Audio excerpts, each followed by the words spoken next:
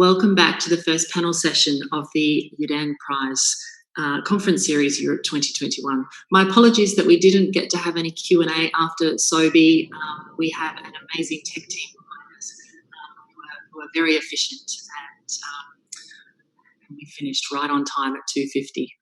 But just a huge thank you to Sobhi. It was such an insightful and thought-provoking keynote through which to start the rest of the panel sessions. We have two today. These panel sessions are designed to celebrate the 2020 laureates. Our first panel discussion is titled How Motivation Affects Behaviour, a Human-Centric Approach. My name is Susan James Relly and I will serve as moderator for this session.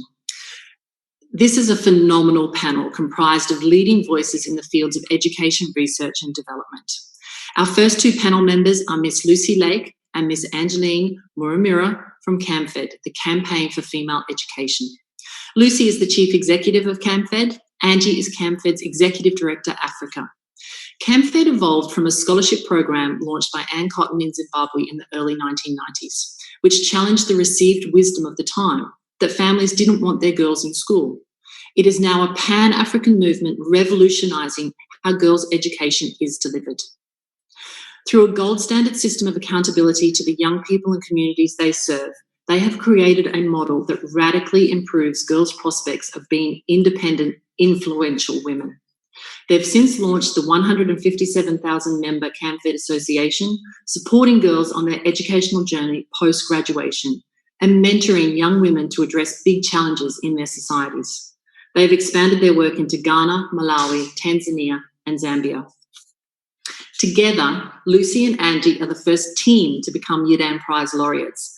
Many congratulations, Lucy and Angie. This is such a well-deserved prize. After we hear from Lucy and Angie, we're going to hear from Vicky Colbert, who is founder and executive director of the Fundación Escuela Nueva.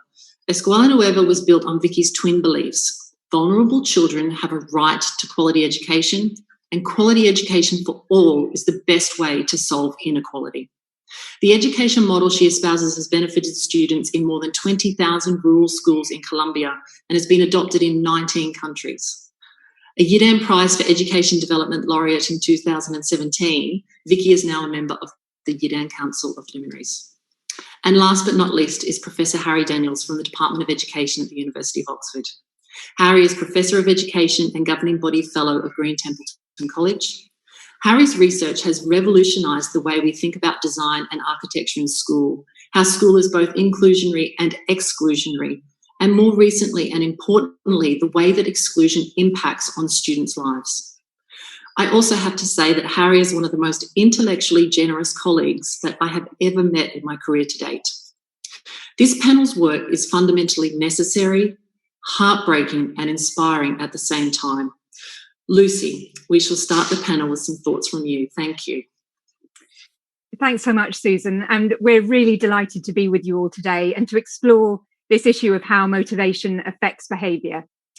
So as you said, our focus in CAMFED is on girls' education in sub-Saharan Africa, and in particular in tackling girls' school exclusion.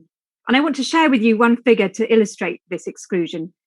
Exclusion at a basic level means exclusion from school. And we know that millions of girls are not making it through the school gates.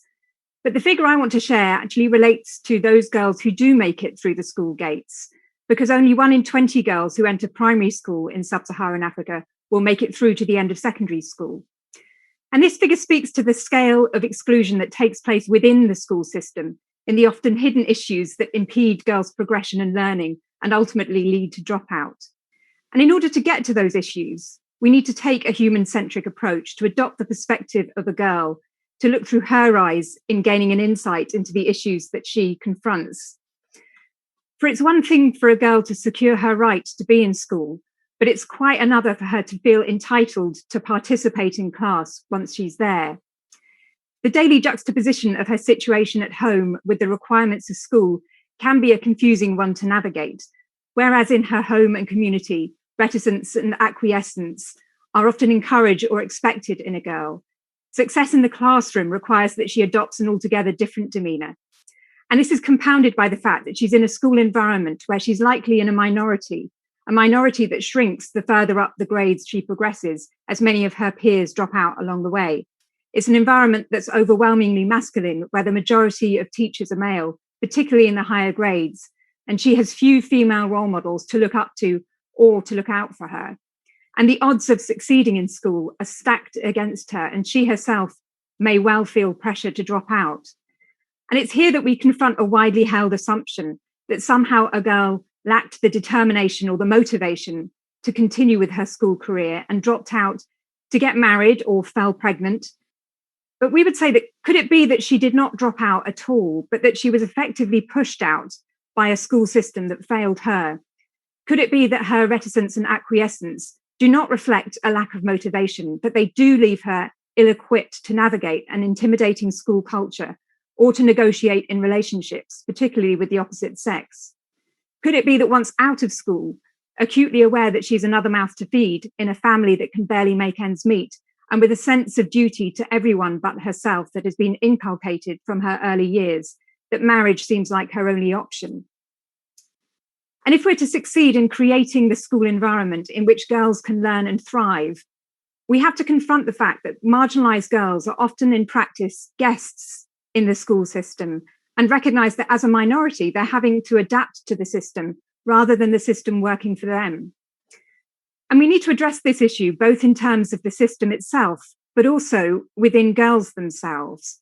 As a girl struggles with her own sense of identity in straddling the often conflicting expectations she faces at home and in school, so this can have a debilitating effect on her self-worth and motivation. It's little wonder that in our work, we found that one of the highest causes of school dropout among girls, second only to lack of finance to meet school-going costs, is low self-esteem, a factor identified by girls themselves. And girls' lack of self-worth is exemplified by Bridget, a girl living in Beira in Zimbabwe with her single mother, who said, "Every time we ran out of money and did not have enough food to eat, I had to drop out of school and go and work in people's fields in exchange for a bucket of maize. And that's what I came to believe I was worth, a bucket of maize." And this lack of self-worth is having a devastating impact among girls. It means that girls lack the confidence to engage in the classroom. Quite literally, they don't feel entitled to learn. And building a girl's self-esteem and self-worth, her sense of who she is and what she's entitled to, is integral to her enfranchisement in the school system. And at CAMFED, we set out to prove that if we could tackle the issues that led to her disenfranchisement, then we would see a push-up in her education outcomes. So that's what we did. We worked to build girls' motivation, their sense of self-worth and agency, alongside shifting the culture in schools. And one component of our approach involved the co-creation with young people of a well-being and self-development curriculum to be delivered alongside academic subjects in schools to both girls and boys.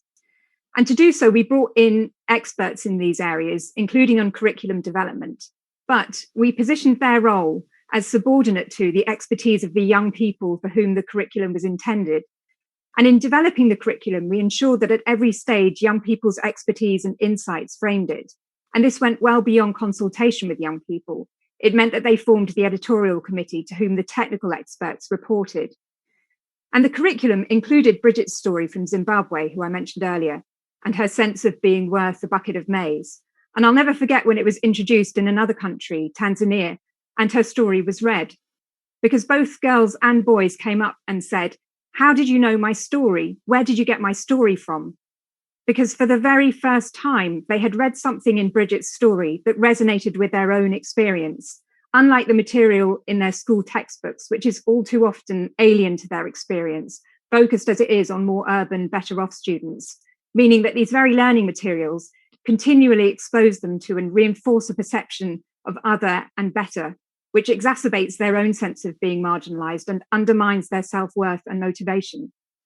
And importantly, this curriculum is being delivered by young people from within the community. They're returning to their local schools and taking up the role of learner guide. And Angie will pick up on this shortly. But it was all about shifting the culture in schools of the kind of social innovation defined by Sobhi Tawil. And as a result of this approach, we've seen a significant push-up in education outcomes among marginalized girls. In tandem with academic improvements, we've seen a shift in academic self-esteem, and the effect has been similar among girls and boys and among children experiencing different degrees of marginalization. one important finding was that the intervention resulted in girls enjoying school more. They had greater confidence in their academic performance and a greater belief that school was relevant for their future. And we worked with the Real Centre at the University of Cambridge to test the cost effectiveness of this intervention. And their findings were that taking equity considerations into account, the impact is equivalent to an extra 2 years of schooling per $100 spent. So it is indeed cost effective. And I believe that a girl's experience in school, particularly for a girl who is marginalised, is an important barometer for the system as a whole, for she will be the first to fail in a school system that fails her. And we see that play out in the fact that only 1 in 20 girls make it to the end of secondary school. If she's to succeed, the school system needs to be set up to genuinely serve the needs of girls, particularly girls in situations of vulnerability, and not just accommodate them. And if it does, the benefits are felt by all children. Inclusive education systems will function for everyone if they function for the most marginalised. And I go back to the words of Bridget in Zimbabwe, who said, most importantly, at a psychological level, inclusion is power. For the first time in my life, being in school told me that I am someone. It gives me that motivation. And just on a final note, I want to take a moment to reflect on what happens if we don't get this right, if we don't address the issue of girls' exclusion within school. This sense of exclusion or marginalisation from the school system will then play out in girls' marginalisation and disenfranchisement from other systems as they go through life, including the health system and the justice system, for example. And ultimately, this means that the very people who have the lived experience, who have the expertise, who know what it takes, who have the greatest potential to confront the challenges and to lead change in the systems to make them work better for those who are marginalised, are left on the sidelines. And I'll pass now to Angie to talk about how young people who have that lived experience, who have the expertise, are brought from the sidelines to be centre stage. Over to you, Angie. Many thanks, Lucy. Just to get back to some of the results that Lucy was talking about, we achieved those results because of our human-centric approach. Beyond making sure that the content was the right content, positioned appropriately, we also made sure that the people at the forefront of delivering this content were the right people for the role. The program is delivered in schools by learner guides. These are young women who are the experts on what it takes for girls from the most disadvantaged backgrounds to go to school and succeed because they have walked the same journey. Learner guides are recent female school graduates who signed up to an 18-month commitment to volunteer in their local schools. They are the embodiment of what is possible in the context they serve. Not only are they among the first in their families to go so far with their education, they're also committed to paying it forward by supporting the next generation to learn, to thrive, and to lead. These young women create an important homeschool link and draw from their profound understanding of the psychology of poverty because they themselves have lived it. Students who work with learner guides often refer to them as big sisters. This is in respect for their making it in the same communities. Who they are and what they do in schools and communities is a source of continuous motivation for the boys and girls in their midst. They're the breathing, living, relatable example. Learner guides inspire learners in multiple ways. They are unapologetically involved and invested in the lives of the girls and boys they work with. They mentor girls to help them navigate the challenges they face on their journey through school. Besides challenges, menstrual hygiene management, managing demands on their time, care duties, or peer pressure, or even negotiations with the opposite sex. They make home visits for girls and boys with chronic poor attendance. They do this to understand better what could be going on at home for these children and to then work with all involved to address the issues. They facilitate community study and homework groups to assist learners who might be falling behind to help them catch up. They proactively work with girls and boys who have dropped out of school. I usually want to use the phrase Lucy used. We have been pushed out of the school system to help them re-enroll. They work with the schools to make that return smooth. So within schools, learner guides work with the teachers and school principals to make the school more conducive for learners. They deliver My Better World curriculum. Lucy spoke of how this content was designed to be relevant and to answer the real-life issues students encounter in rural Africa. Learner guides enhance the curriculum relevance to students because they actively draw on their own intimate understanding of the barriers students face in school and beyond the classroom. Learner guides deliver this curriculum through the weekly sessions integrated in the school timetable. The program focuses on building young people to be better, to know better, and to do better. For example, it teaches them to better communicate with others, to develop their self-esteem, to learn to take responsibilities for their actions, and of course, to ask for help when they need it. They leverage relatable local examples, people that the children and the community know, that they've seen grow up. They build in and respond to topical issues as they reflect on the curriculum, such issues as local taboos and norms, and during the COVID era, COVID myths and all that. They facilitate child participation in the school, and beyond enabling students to have a voice in transforming schools to the schools that they want. During sessions, they do more than just deliver content. They are sensitive to students' cues through training and their own personal experience. They're uniquely positioned to spot such warning signs as sudden changes in behavior. Students who normally are very communicative, suddenly stopping or withdrawing is a cause for concern for a learner guide and is not ignored. Following identified warning signs, learner guides step in to offer vulnerable girls targeted individualized support to help them remain in school. Girls know they can share challenges they're encountering with learner guides. They know learner guides are quick and agile in finding solutions. I enjoyed the point around leapfrogging earlier on, so I just want to stress that learner guides are not lone rangers. They bring the community together for children. They deliberately seek to ensure the community remains sensitive to its children by constantly reminding everyone of their duty of care and celebrating success to date. Winning is a motivation to repeat behavior that worked and that works in every community. The Learner Guide program is delivered in partnership with Ministries of Education and Social Services at district and national levels.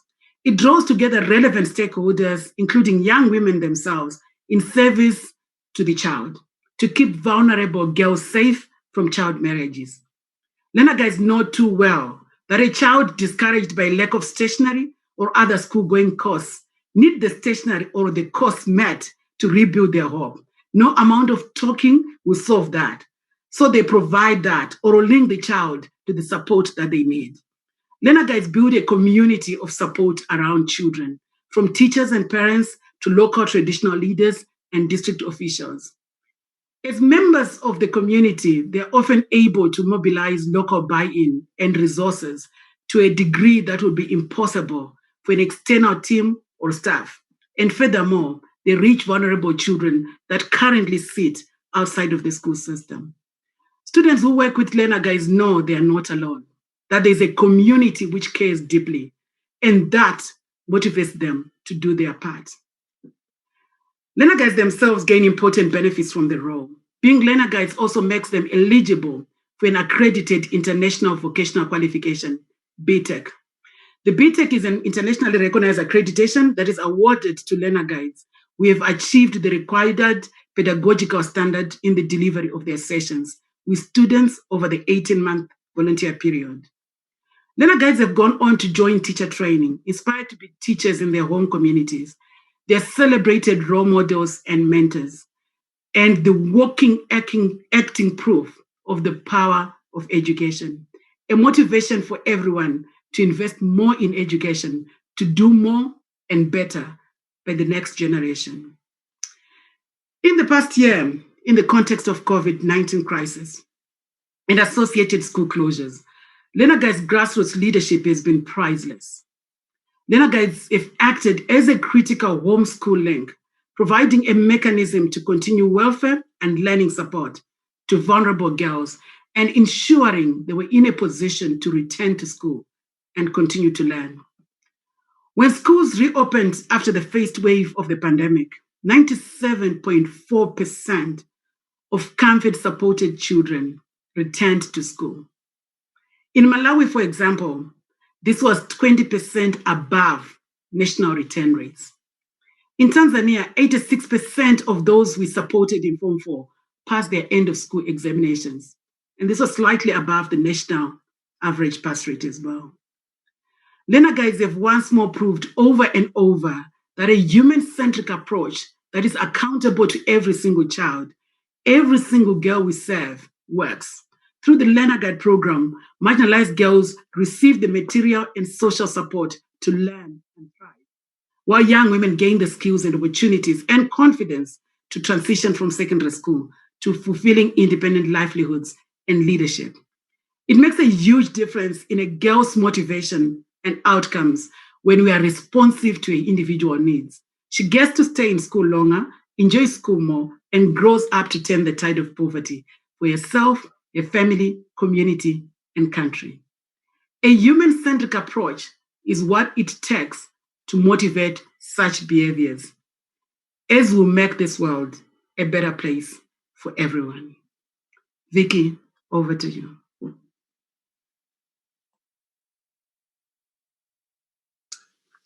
Vicky, your microphone's not on.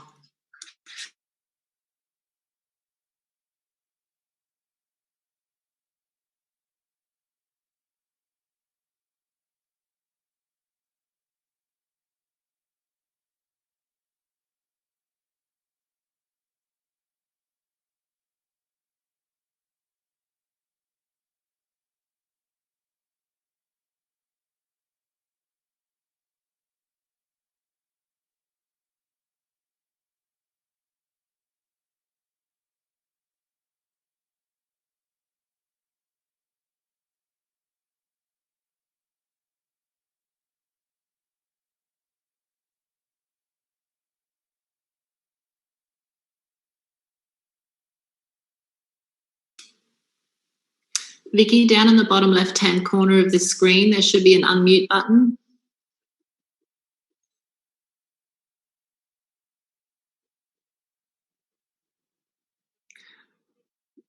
Vicky, sorry, it hasn't worked. We still can't hear you.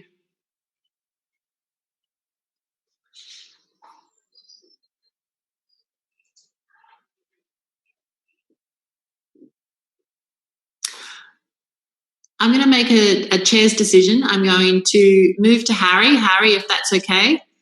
And then we can come back to Vicky as the last speaker. Okay, that's fine. Thanks, Harry. Good afternoon, everyone. Title of this session is How Motivation Affects Behavior, a Human-Centric Approach. Now, usually people think about motivation in a sort of positive sense, in the way that it improves, but I'm also interested in the forms of motivation that have negative consequences, and particularly around the issue of missing out on education.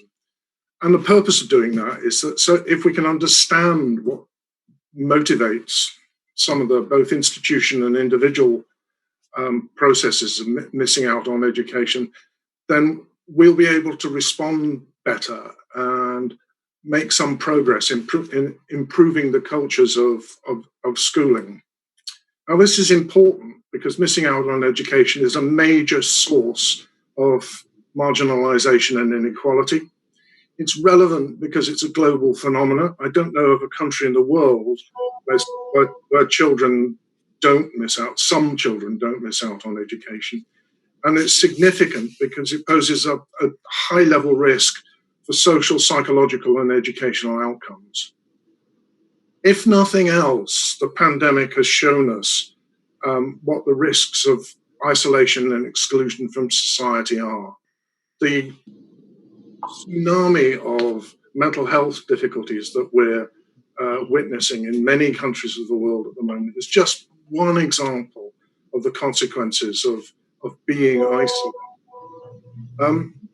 This is a very big issue in terms of political, economic, social, and cultural consequences. But disengagement is not just in terms of inappropriate behavior in the classroom, but also non-attendance and a whole variety of other phenomena. In England, we have something called elective home education, where in the past, parents would come to the school and say, I'd really like to educate my child at home. And there'd be a process which was gone through, and that would happen. And sometimes it was successful. But what we've seen happening recently is that parents may be called into a school and told that really their child's not doing too well, and they would probably be happier at home. And all they've got to do is fill in this form, which has already been populated with all the details, and then the child can be educated at home, not necessarily with any experience on the part of the parents in how to provide a robust and relevant education for them. There's widespread concern about this. There's also something called off-rolling, which is a euphemism, really, for institutions getting rid of kids who don't fit. Don't fit because their performance doesn't fit a profile that the school wants to maintain, or don't fit because they, in some way or another, invoke negative responses. Almost all of these are actions, well, some of them are illegal, but they're almost all immoral. And there's a lot of work to be done in this respect. These things are highly situated. The incidence varies from school to school, from jurisdiction to jurisdiction.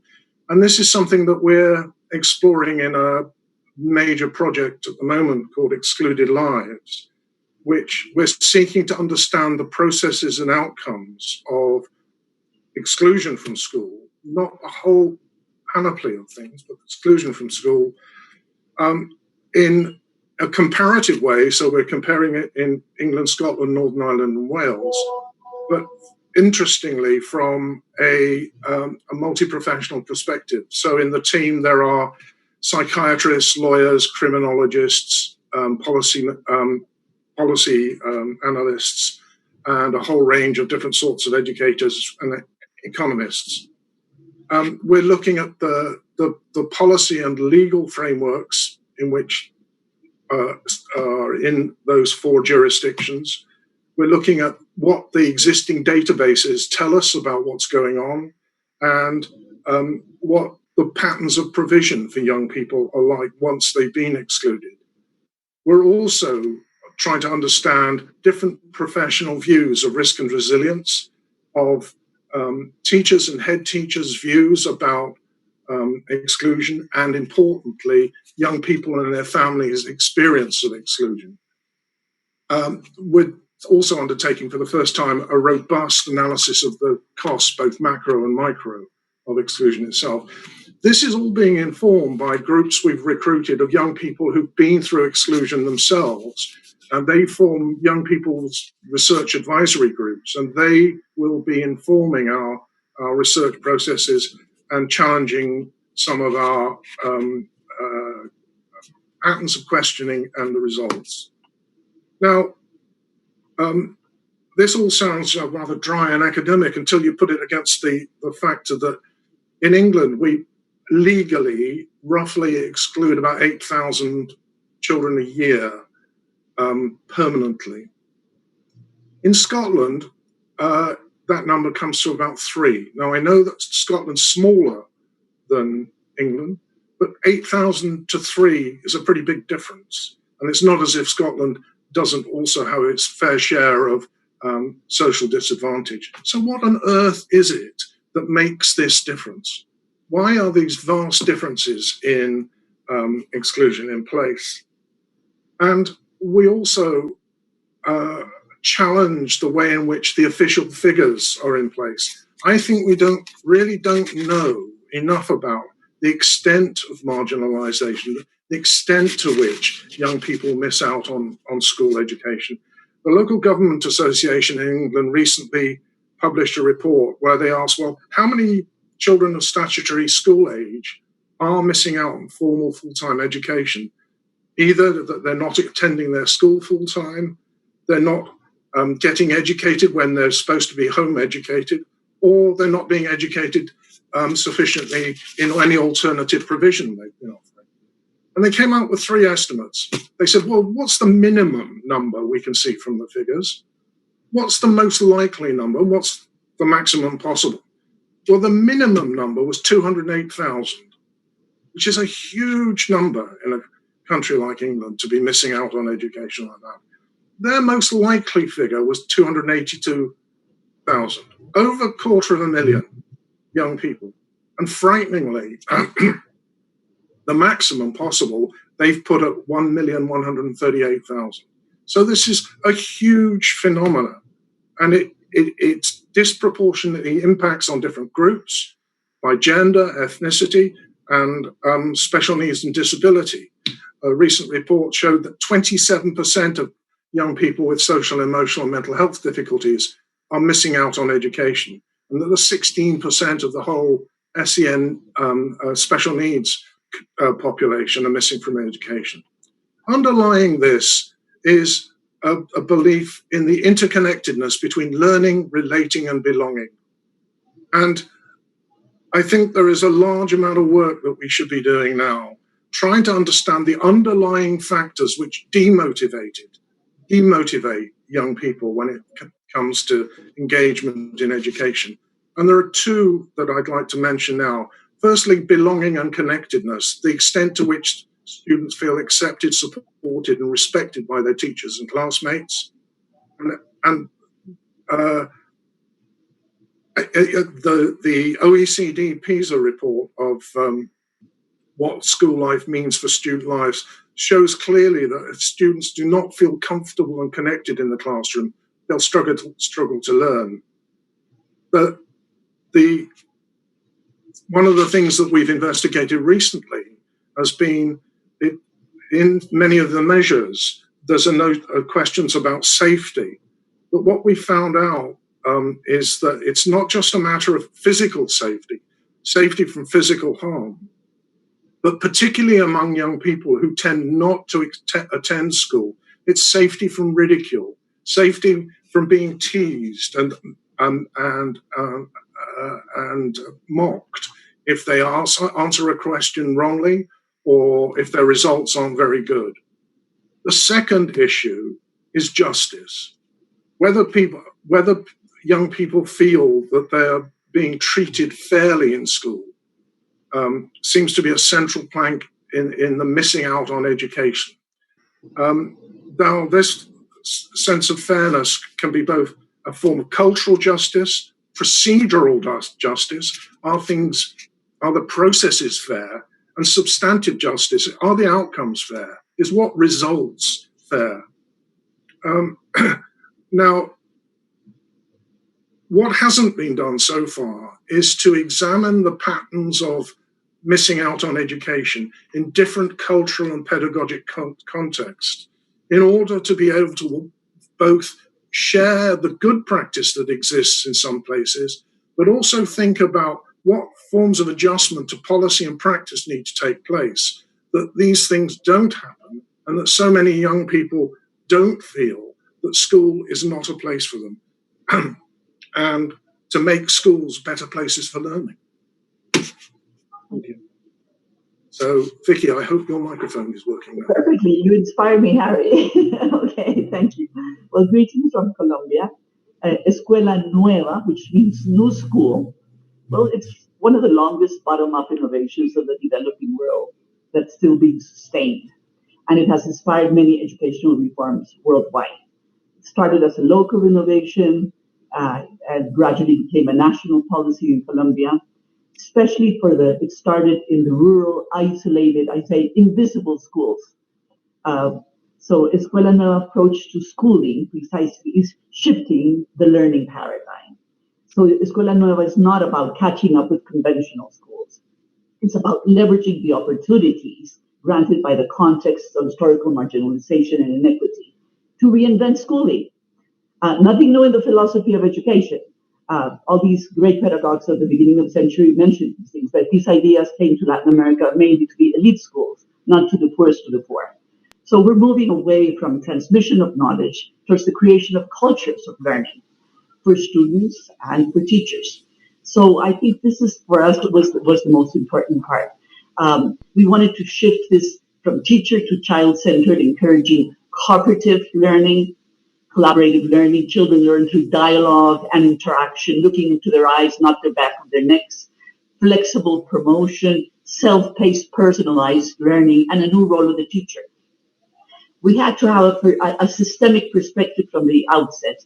If we wanted a new child and more active citizen, better results, we had to change the way of working with the teachers, of working with the parents in the community, and of working with the administrators, which is the hardest part. However, we wanted to design something that was easily replicable, scalable, and viable. Viable politically speaking, technically speaking, that any teacher could do it. We cannot find teachers with PhDs in the middle of the jungle of Colombia. And we wanted cost effectiveness. We wanted to make sure that this could impact national policies like it has been doing in many other countries. I just want to put the example of Vietnam. Vietnam already incorporated Escuela Nova in all their rural schools. And just a recent evaluation of the World Bank came out, which is very interesting. But I want to highlight there have been decades of research. UNESCO in Latin America demonstrating when Escuela Nova was implemented in all the territory of Colombia before decentralization. Colombia and Cuba were the only two countries in Latin America where rural schools outperformed urban schools, except at the mega cities. And this is demonstrating how it compensates for inequity. The World Bank selected it as one of the 3 innovations that have successfully impacted national policies. And but of course, even Angela Little at the University of London, she analyzed multi-grade schools all over the world. We have a chapter there demonstrating how Escuela Nova impacted peaceful social interaction of children. And this is important because we're tapping on non-cognitive skills, going beyond academic achievement. And we just wanted to transform all this complexity into very simple, manageable action. But I want to highlight the new role of the teacher in Escuela Nueva. A new role of the teacher as a mentor, as a facilitator, somebody that gets to know their students better, that has more time to know how their students learn and keeping them engaged. To know their students, to support children taking ownership of their environment, because anything the child learns has to be applied to the community. Of course, we have to change the learning environment, child-friendly learning environment in the classroom. We wanted to build children's confidence. We've been measuring self-esteem for over more than 35 years, and girl self-esteem, which usually, is boosted very, very much. So our learning materials, where there's no connectivity in the rural areas of Colombia, are self-paced. They're self-paced because we modularize the curriculum so children can advance at their own pace. And this is extremely important because, it's not expected that everybody learn the same thing at the same time. And especially we wanted to strengthen formative evaluation, that teachers give opportune feedback during the process, not at the end, to build confidence in children.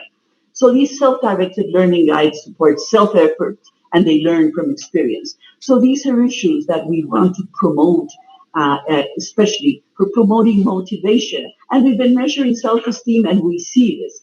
So embedding this vision in how students and teachers are treated. Students are granted autonomy and flexibility to guide their own learning, choosing their areas of inquiry, advancing at their own pace, freedom of movement to use whatever resources they need when they need it.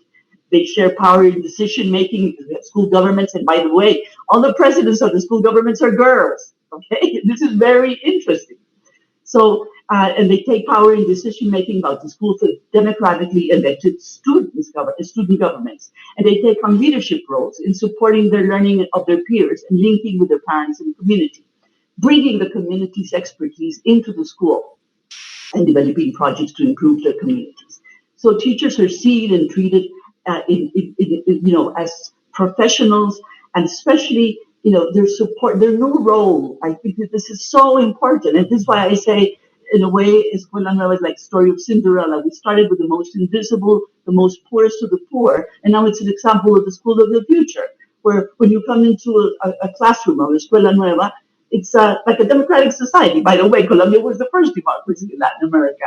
And I think this is important because we promote leadership in students through their student governments.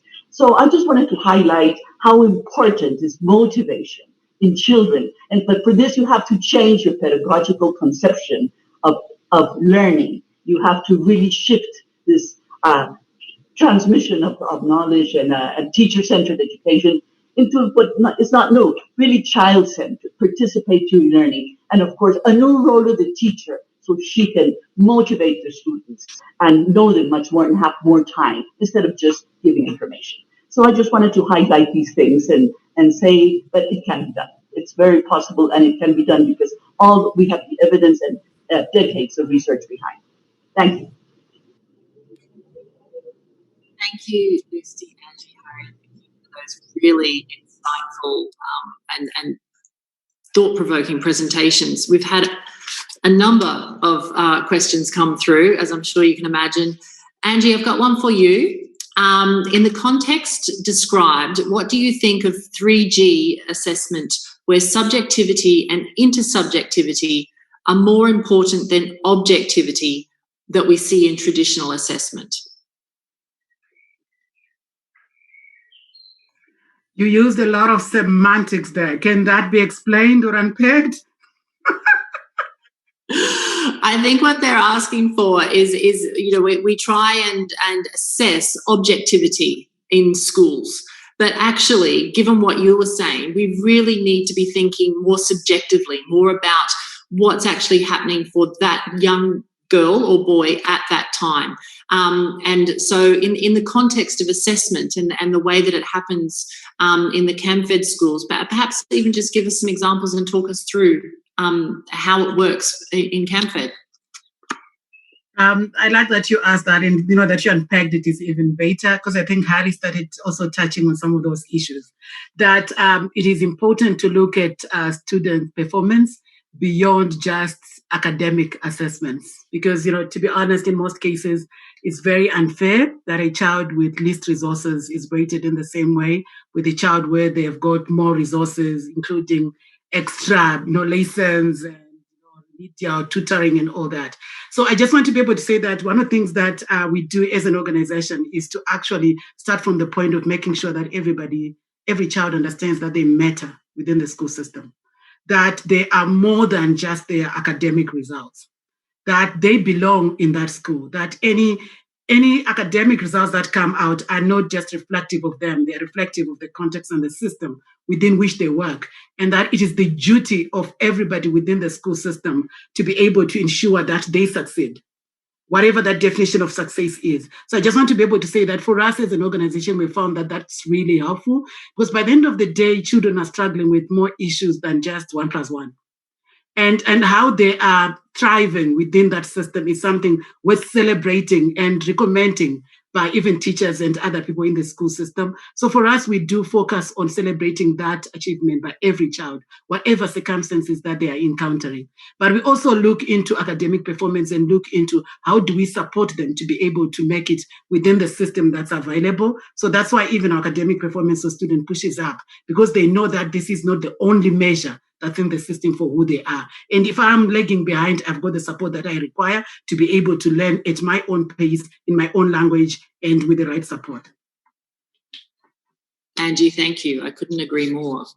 The next question that I've got actually applies to all four speakers. We've got very different countries. We've got the UK, which is seen as being a very rich country. We've got countries in Africa, Colombia. Vicky has talked to us about the issues in Colombia.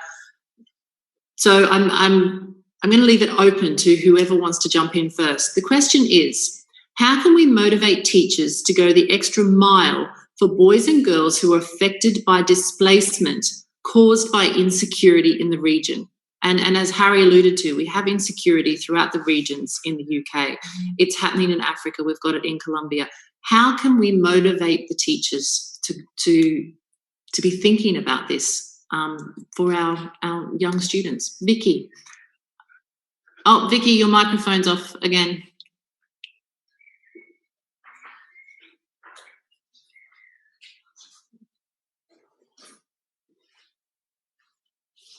There's one of the other Lucy, would you like to jump in? Great. And then we can go to Vicky. Yeah, just while we're waiting for Vicky. Thanks, Susan. And I think that's such an important question right now, and in the context in which we're working, because this issue of displacement is all pervasive, particularly in the context of climate change. It's going to be something that becomes relevant across the board. And I think it is something that we really need to be able to grapple with. And the role of the learner guide that Angie described is all part of that. It is about thinking about how can we connect with young people where they're at, and what are the kind of learning teams that we can build around them. So it's not all on the shoulders of one teacher who may not be able to connect directly with that young person's background. And Angie also mentioned around our work with traditional leaders. And I remember when one chief who we worked with said, I've come to realize that girls are like refugees in their own motherland. And I think this sense of displacement, being disconnected within the school system, is front and center in how we think about our work with the most marginalized children. But yeah, as I say, I think it's going to have to be something that we all look at, we all grapple with, because it is going to be absolutely pervasive in the context of climate change. Okay, I'm ready now. Is it okay? May I jump in? Yes, please. Okay. Well, precisely for how to motivate the teachers, we really had to go beyond faculties of education and the teachers' colleges. We wanted to first of all, that teachers be trained with the same methodology that they will be using with their children, because here's where we saw a big gap. Everybody demands changes from teachers in the classroom, but they were trained in a conventional teacher-centered way. Okay, so that's the first thing. That was the first thing. The second thing is we needed to have some demo schools so teachers could have visual images and that they would know where they're going to. Because we're touching an attitudinal process of change. So we wanted to make sure that teachers say, we can do it. When they see a school, a demo school, they just like theirs, but with all these little tricks of inputs of Escuela Nueva. So they say, we can do it. And the third issue was not leave them alone. We had to create a community of practice, teachers' learning circles. Now, that's in relation to teachers' attitudes and behaviors and changes. But the other thing, and we had to make things easy. That was the other thing. But we had to make things very complex things in a very simple way. But the other issue in relation to displaced children, precisely another little child of Escuela Nueva is Escuela Nueva learning circles. Escuela Nueva learning circles are for displaced and migrant children. Right now, we're working in 6 cities of Colombia with Venezuelan migrants. And these are located in the cities. These are not in rural, isolated, rural multi-grade schools. But we have adapted the Escuela Nueva model to and the methodology to these learning circles. They're placed in the community settings. One facilitator works with a maximum 12 children because they need more love, more affection, more attention. So these are learning circles in the regions of Colombia, especially close to the boundary of Venezuela. And we have seen, because we have measured immediately after children participated in Escuela Nueva learning circles for displaced and migrant children in the cities, all of their self-esteem was boosted. So we see, and we're receiving so many messages, wonderful messages of children continue to work, even if they have so many limitations, they're working with all these characteristics of the Escuela Nueva methodology and strategies. So we have seen the results, especially because we can say it can be done. It can be done, especially for displaced and migrant children. Vicky, thank you very much. We are at time. I think on that last question, I would like to make the point that so many of our teachers across the world really are going the extra mile for our students, and their workloads are phenomenal, and that perhaps it's not so much about motivating the teachers, but more about all of us as society understanding what that displacement looks like, as Lucy was talking about. I am going to, actually, I've just been told that we have time for one more question, but actually, Harry, I got the feeling that you would like to come back in on that last question. Partly to echo what you were saying, Susan, that I don't think it's that difficult to motivate teachers to help young people who have been through some form of displacement. Most people I've ever met who've gone into teaching have gone into the profession to do good things to make young people's lives better. And then you ask why, say in the context that we work, why do so many people leave so quickly? It's because they feel like they're in a system that doesn't reward the kind of approach that they want to take. And I do think, I mean, if you ask the question, what are the motives and incentives that are in place for schools in many places? Well, it's high performance alone. I'm not saying you shouldn't reward high performance, but you'll also, what are the incentives for working with someone who's been through a distressing time, whose behavior might be very challenging from time to time, but nonetheless, there are reasons why that sort of behavior has erupted. But there aren't the incentives there in schools very often for doing that kind of positive work with those young people. So I think it's more not so much a question of how do we motivate, is how do we stop demotivating teachers from doing the work that they came into the profession to do? Thank you, Harry. That's a really important distinction. I do have one more question. Well, two actually, but they're on the same theme. And again, I'll address it to the entire panel, and you can jump in because you're all working in very different contexts. What would you say is lacking, if anything, with teacher education or teacher training that can help us overcome many of the issues that you've identified in your presentations today? Who would like to have a go at that one? I would like to start. Thank you, Andrew.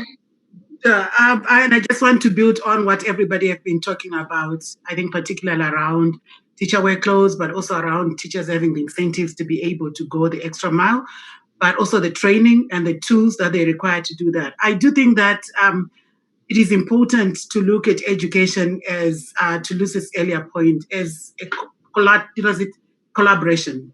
It's about joint responsibility. In Africa, we have got a saying that it takes a village to raise a child. I feel for the level of expectations that are put on teacher as if they're the only sole educator for the child. Education is holistic. It doesn't start and end in the classroom. It is, children are not piecemeal. They are a whole human being. And it is important to approach children as a full being. So I just want to be able to say that, yes, as we work on teacher training and everything, we need to continue to keep it in mind that, it takes a village to raise a full, holistic, progressive child. And that needs to be put at the center. It's not just for the school, it's for everybody. Absolutely. Would you like to come in?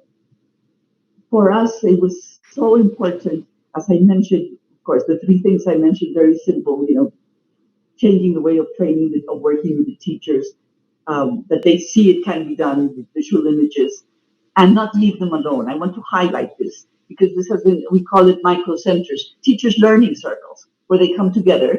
Before the COVID situation, they would used to come together once every month among themselves and share what they were doing and share their innovation, because teachers learn more from other teachers than from experts. So this is the starting of a community of practice. And when the COVID situation came, well, we strengthened our virtual campus because even though children do not have connectivity in rural areas and in deprived areas of the cities, teachers that live in the small towns, they do have more connectivity. So we created our virtual campus, renewal, which means renueva, it's renewal. And at this moment, we're training virtually 1,000 rural teachers on the most isolated parts of Colombia, where there's so much violence going on. And it's really like a pedagogical movement. It's going beyond. I mean, that's why it's been sustained so long, because teachers took ownership of this, and this is part of their life. And this is why we have so many teachers in Colombia and in Latin America that they're already part of this. So I think this is the most important part. And we wanted to highlight the pedagogical part because most, reforms in Latin America and in the world are administrative in nature. They're not pedagogical. Really, they don't take the school as the unit of change. It's learning how to change the whole decentralization and the whole system. So everybody's just talking about administration. And we wanted to really focus on the learning relationship between teachers, parents, and children. And this is the essence of what we have been trying to do. those last comments remind me of the quote that Sobhi gave in the keynote. People are what make education what it is. Learning is social. And that applies to all of us, teachers, students, people in society. I am going to draw this session, this panel session, to a close. Thank you all so much, Angie, Harry, Lucy, Vicky, for participating and for your insights. It was brilliant. It is now time for a break, a little bit shorter than what we had originally planned, but I think the conversation was so rich that it was worth continuing on. Please join us again in the next session at 4 p.m. British Summer Time. That will give you about 4 minutes for a comfort break, I hope. There is also our networking lounge where you can participate in some of our polls. Your responses will be anonymous. Please don't worry. It would be great to hear from you. And you can also download in the resource centre some key resources that we've collated from each of the speakers and then our next panel as well. And these can be added to your event bag, which can be downloaded immediately or can be accessed post-conference with the on-demand videos. I will see you back very shortly for the next session.